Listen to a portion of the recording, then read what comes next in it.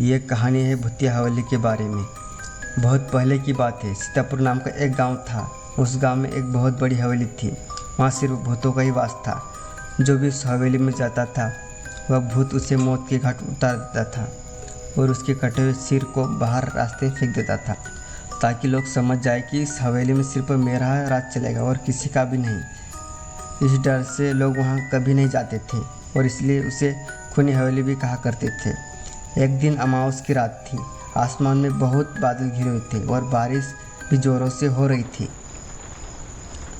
उसी गांव के तीनों दोस्त राजू, शिवम और दीपक उसी रास्ते से स्टेशन जा रहे थे।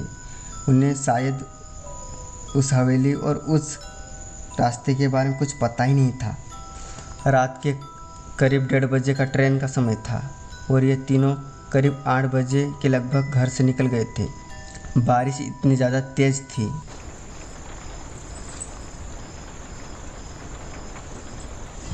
कि रास्ते में सामने कुछ दिखाई नहीं दे रहा था। उनकी गाड़ी उस हवेली से होकर गुजर रही थी। सामने पूरा अंधेरा और आसमान बिजली जैसे ही चमक रही थी।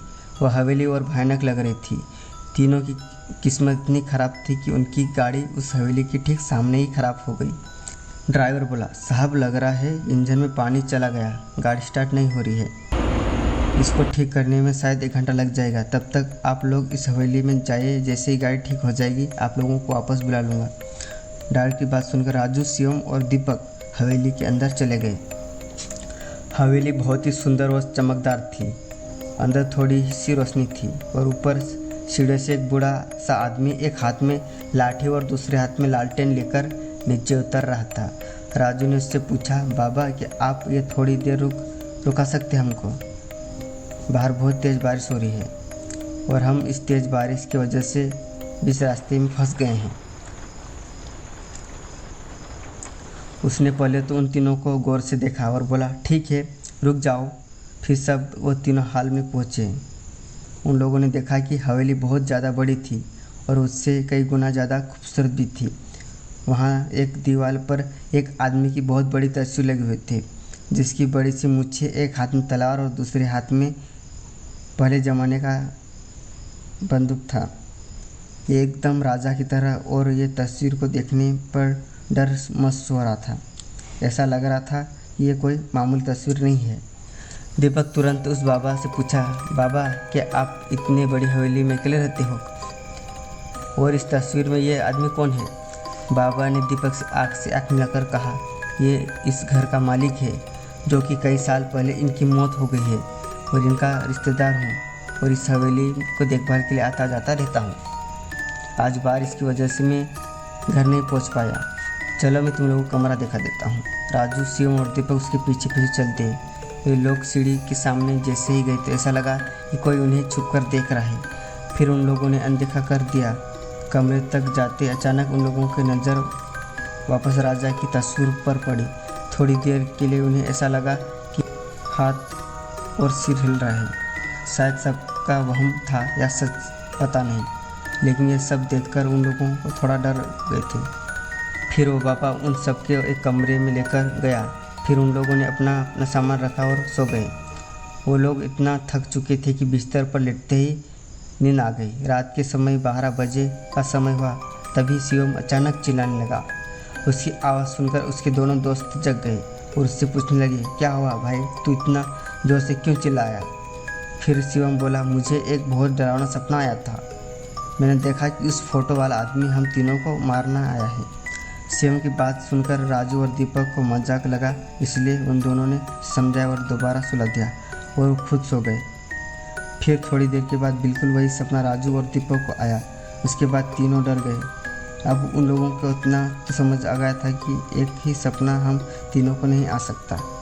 इस हवेली में कुछ तो गड़बड़ है। शायद ये भूतिया हवेली तो नहीं है।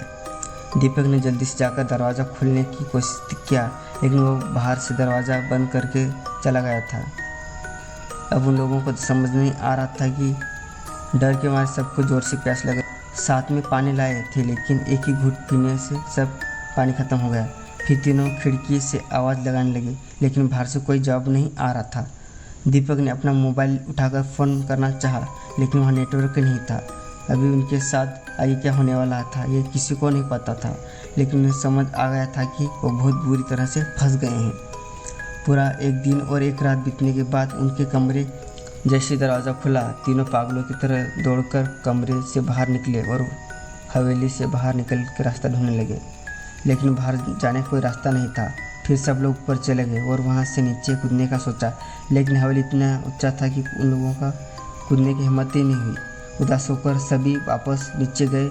सब बहुत तेज़ भूख और प्यास लगी थी। सब जगह देखा, लेकिन उन्हें कोई खाना न तो पानी मिल रहा था। नल तो था लेकिन उसमें पानी नहीं आ रहा था। सब थक के एक जगह बैठ गए और अब क्या करें ये सोचकर एक दूसरों को पागलों की तरह बर्ताव करने लगे। थोड़ी देर में शाम हो गई और ये उस हवेली के अंदर एक शैतानी माहौल बनना चालू होने लगा। थोड़ी देर में अंधेरा हो गया और तीनों दोस्त आपस में लड़ने लगे। ऐसे उन लोगों की रात बीत जाती। फिर दूसरे दिन सुबह होते हैं। सुबह फिर से सुबह लोग पानी खोजते हैं, तभी अचानक शिवम का पैर सीढ़ियों से फिसल जाता है और उसके पैर में खून निकलने लगता है। खून को देखते ही राजू और दीपक पागलों की तरह खून को पीने लगते हैं। तभी शिवम कहता है, अरे पागल हो क्या, तुम लोग क्या कर रहे हो, जानवर हो क्या। शिवम की बात को कोई ध्यान नहीं देता है और उनसे खून को पीते रहते हैं। खून को पीने से की थोड़ी सी प्यास बुझ जाती है, लेकिन अब भूख के मारे उनकी जान निकलने लगती है। रात हो गई थी। राजू और दीपक के अंदर शैतान समा गया था। वो दोनों शिवम के ऊपर टूट पड़े और उसे नोचने लगे। खून खेल चालू हो गया था। उस हवेली में जो शैतान रहता था वो उन दोनों को अपने बस में कर लिया था। थोड़ी देर में राजू और दीपक शिवम के शरीर को काट कर टुकड़े कर दिए और उसके मांस को खाते रहे और खून को पीते रहे। शिवम की जान बची कितनी थी, इतनी दिन का भूखा दोनों से बच नहीं पाया। शिवम की मौत हो गई। राजू और दीपक काफ़ी देर तक उसका मांस खाते रहे, जैसे कोई जानवर दूसरे का मांस खाता है। मांस नोचने से खा रहा था। ऐसा लग रहा था कि उन लोगों के अंदर कोई इंसान नाम की चीज़ नहीं। कुछ देर के बाद रात हो गई। खून पीकर और मांस खाकर दोनों बहुत ज़ोरों से नींद आने लगी और वहाँ थे वहीं सो गए। सुबह ही दोनों थकी हालत में सो के उठे, लेकिन प्यास और भूख उनको पीछा कहाँ छोड़ने वाली थी। अब दोनों एक दूसरे का शिकार करने के लिए सोचने लगे। राजू ने चालाकी से एक दरवाज़ा के पीछे छुप गया और जैसे ही दीपक के कमरे आया, वैसे ही राजू ने उसका सिर पकड़कर दीवार पे दे मारा। अब उसका सर फट कर 2 टुकड़ा हो गया। जमीन पर खून बहने लगा। राजू उसका खून देखकर खुश हो गया और उसे पीने लगा और मांस को खाने लगा। हवा ने अपनी चरम सीमा पर थी। शैतान उसके ऊपर हावी हो चुका था। कुछ समय सोचने समझने का मौका नहीं मिल रहा था। तभी कुछ देर बाद राजू के शरीर में एक बिजली से लहर चलने लगी और कभी दीवार में तो कभी दरवाजे में अपने सर को मारने लगा।